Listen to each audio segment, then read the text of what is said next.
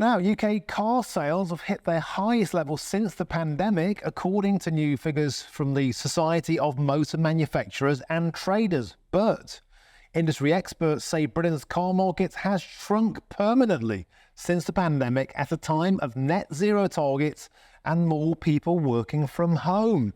Well, joining me now is the Managing Director of MotorVise Automotive, Fraser Brown. Fraser, thank you for joining us on the show. So we've seen a 17% downturn since the pandemic.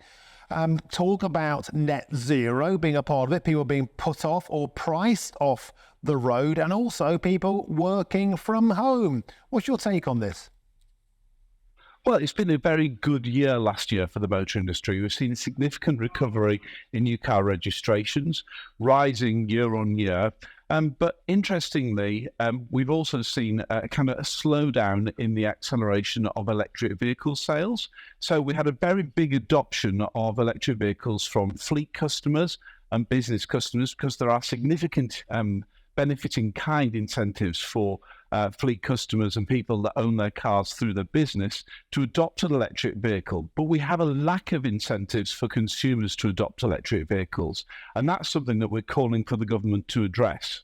Yeah, part of the problem, Fraser, it seems to many people to be all stick and no carrot. Manufacturers find 15 grand per vehicle, going to billions and billions of pounds if they don't sell. Is it 22%? And then that's upping over the years of EVs. Meanwhile, people are being hammered by clean air taxes and changing taxation policies. So there's a feeling that, I hope I'm wrong, but car ownership down the line is going to be the preserve of those who can afford it, and the working classes are going to be priced and squeezed out of the market.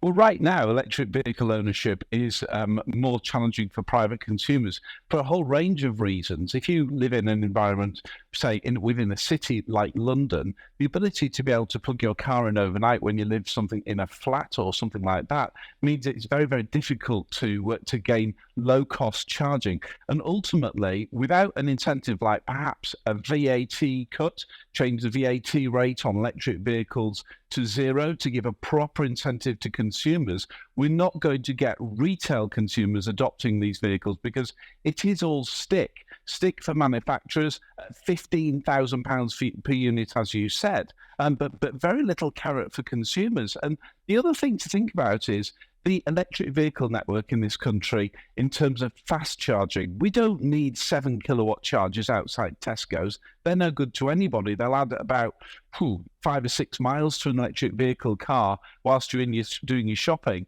We need fast chargers of 200, 350 kilowatts located near our motorway networks to enable people doing long journeys to be able to access fast charging and continue their journey without having to wait around for hours on end whilst their car charges. So whilst there are lots of positives from electric vehicle ownership, we need government support now and incentives for consumers. Okay, great stuff. Fraser Brown, thank you for joining us, the Managing Director of MotorVise Automotive. Thank you very much.